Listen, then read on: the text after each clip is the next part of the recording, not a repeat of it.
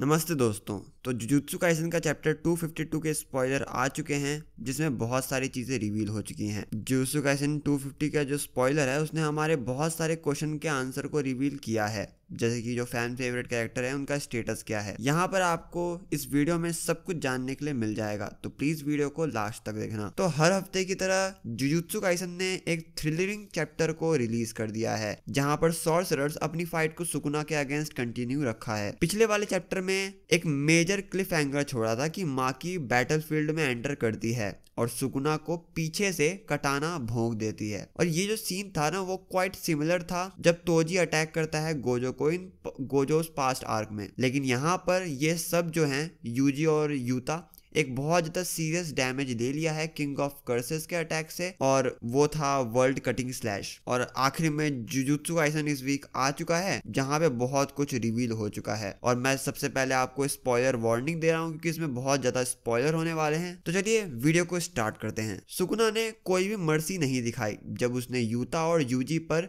एक devastating attack किया। Jujutsu Kaisen chapter 252 reveal करता है कि यूता को बहुत ज़्यादा सीरियस इंजरी हुई है, तो इसीलिए यूता ने माकी को अलाउ किया कि वो सुकुना पर अटैक करे अपनी लाइफ को रिस्क में डालकर। ये जो स्पॉइलर रिवील किया है, यहाँ पर जो रीका है वो रो रही है बहुत ज़्यादा, और यूता को उई उई के पास लेकर चली जाती है, जो कि अपीयर होता है यूता को मेडिकल अटेंशन देने के लिए। ऑल्थो जेजेके का जो ओनली स्पेशल ग्रेड सॉर्सरर है वो अभी जिंदा है, और यहाँ तक कि वो हील भी हो चुका है शोको की मदद से। लेकिन ये अभी तक अनक्लियर है कि वो बैटलफील्ड को ज्वाइन करने के लिए अब कितना रिकवर हो चुका है। आफ्टर ऑल जब कोई आरसीटी यूज करता है किसी दूसरे पे तो उसका हाफ इफेक्ट होता है उसके मतलब हीलिंग पे। लेकिन यहाँ पर यूता शायद से अपनी खुद की आरसीटी को अपने को हील करने के लिए यूज नहीं कर सकता। साथ में यूजी भी उस अटैक को लेता है, लेकिन तब भी वो अभी सही हालत में है। मतलब यूता अभी बहुत ज्यादा सीरियस इंजरी हुई है उसे, लेकिन यूजी को भी वो अटैक पड़ा था, लेकिन अभी भी वो ठीक काम कर रहा है, चल फिर पा रहा है। यूजी एटलीस्ट अपनी दिमाग में तो है। चैप्टर 250 में यूजी सुकुना के पीछे दौड़ता है और कहता है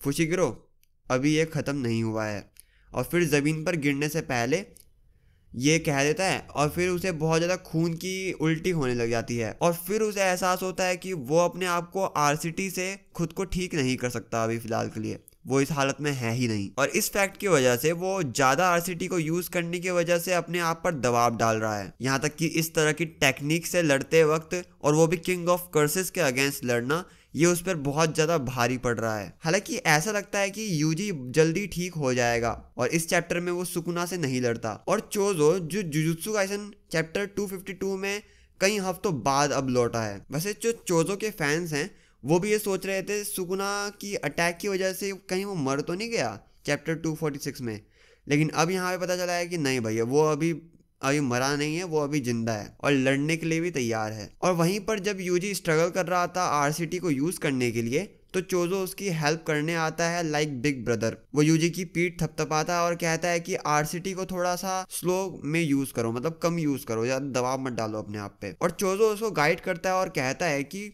वो अपने ब्लड को अपने बॉडी के हर कॉर्नर में सर्कुलेट करे, और अपने रूट्स में भी। चोजो अभी भी थोड़ा सा सैड दिख रहा था, लेकिन दूसरों के मुकाबले वो काफी बेहतर कंडीशन में था। हालांकि अभी तक ये साफ नहीं है कि सुकुना से इतनी ज्यादा सीरियस चोट लगने के बाद उसे खुद को ठीक किया या उसको शोको ने ठीक किया। और साथ में इस चैप्टर में हम हकारी वर्सेस उरामे को भी दिखाते हैं कि उनकी फाइट में क्या चल रहा है। हकारी वर्सेस उरामे चैप्टर 237 में शुरू हुआ था गोजो की मौत के बाद, और काशिमो सुकुना से लड़ने के लिए तैयार होकर बैटलफील्ड में कूद जाता है। लेकिन उरामे काशिमो के रास्ते में खड़ा हो जाता है और उससे लड़ने लग जाता है। और उरामे अपने दोस्त किंग ऑफ कर्सेस की मदद भी करता है कि वो आगे चल के लड़ते रहे। मतलब सुकुना चाहता क्या है, वही तो चाहता है कि वो लड़ते रहे, बस लड़ते रहे और कुछ ना हो। और फिर वो तब से लड़ ही रहे हैं, मतलब कि अब तक लड़ रहे हैं, वो इतनी ज्यादा बड़ी लड़ाई है इनकी। वैसे आखिरी बार हमने इसे चैप्टर 245 में देखा था जब उन दोनों की पावर लेवल सेम ही थी, और आखिरकार इस चैप्टर में हमें ये दोनों दिख ही गए, जो कि लड़ाई अभी भी कंटिन्यू है। वैसे इन दोनों ने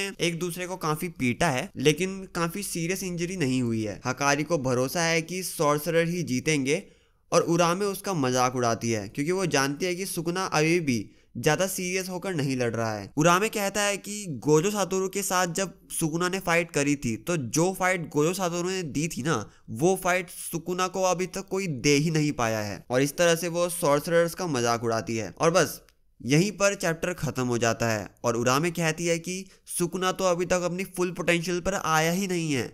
यार मुझे एक बात बता दो, सुकुना कब अपने फुल पोटेंशियल पर आएगा? मुझे बस ये जानना है और कुछ नहीं।